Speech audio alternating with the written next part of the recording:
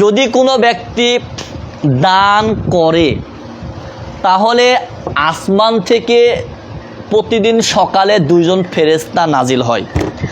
দুইজন ফেরেশতা নাজিল হয়ে বলতে থাকে যে আল্লাহ দানকারীকে যে দান করেছে আপনি তার দান কবুল করুন এবং তাকে জান্নাত দান করুন।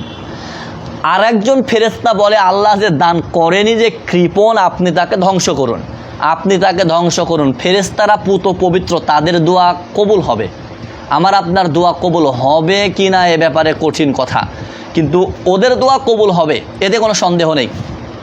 তাহলে তাদের দোয়া যেহেতু কবুল হবে, এখন আমাদের ভিতরে অসংখ্য ফেরেশতা শুনছে।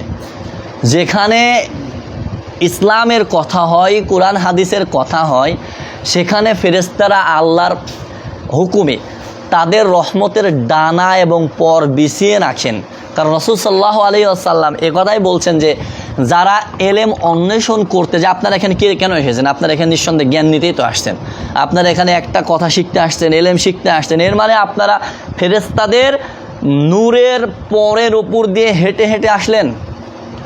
আশেপাশে যত পুকুর, যত কীট পতঙ্গ, যত যা আছে সবাই আপনার জন্য, পুকুরে যত কীট পতঙ্গ আছে সবাই আপনার জন্য, আমার জন্য দোয়া করছে আল্লাহর কাছে। যত পিঁপড়া আছে, যত পশু পাখি পোকা আছে সবাই দোয়া করছে, কারণ আপনি আল্লাহর ঘরে আল্লাহর কথা নিয়ে আলোচনা হচ্ছে, নবীর কথা নিয়ে আলোচনা হচ্ছে, আপনি এখানে এসেছেন।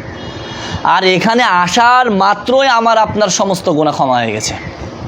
এখানে এসে বসেছেন, অ্যাটেন্ড করেছেন, মানে আপনার আমার সমস্ত গুনাহ খাতা ক্ষমা হয়ে গেছে। যত মানুষ ঘোরাঘুরি করছে, ফেরেশতারা বলছে, আল্লাহ বলছে, ওরা শুধু ঢুকলেই হয়েছে, ঢুকলেই শেষ। এখন মনে করেন যে আমাদের দানের হাতটা বাড়াতে হবে।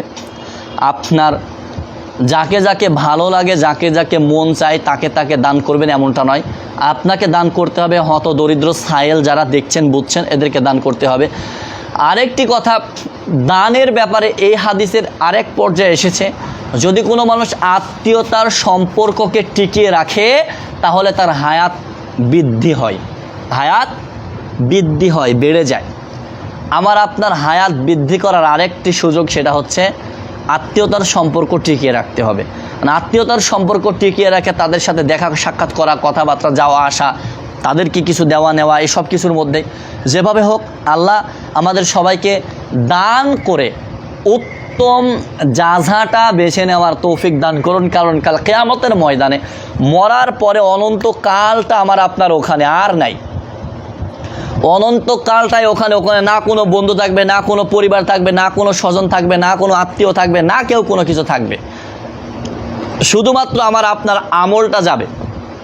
এই আমলটা যদি সঠিকভাবে বেছে বেছে সঠিকভাবে করতে পারি তাহলে আমার আপনার অবশ্যই অবশ্যই জান্নাত হবে। এবং একটা জিনিস মনে রাখবেন যে খেজুরের এক টুকরা হলেও, খেজুরের আটি হলেও বা খেজুরের বিচি হলেও বা খেজুরের এক ফারাক অর্ধেক হলেও দান করে আমাকে আপনাকে জাহান্নামের আগুন থেকে বেঁচে জান্নাত নিতে হবে।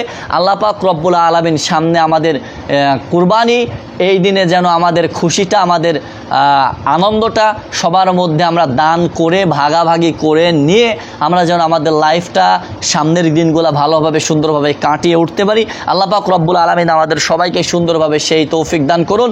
এবং আল্লাহ পাক রব্বুল আলামিন আমাদের দ্বারা যতদিন ভালো কিছু না হচ্ছে, আমাদের তবিল যতদিন না ভরছে নেক আমল দ্বারা, ততদিন যেন আল্লাহ আমাদের হায়াতকে দীর্ঘজীবী করেন, নেক হায়াত দান করেন। সকল বলে আল্লাহুম্মা আমিন।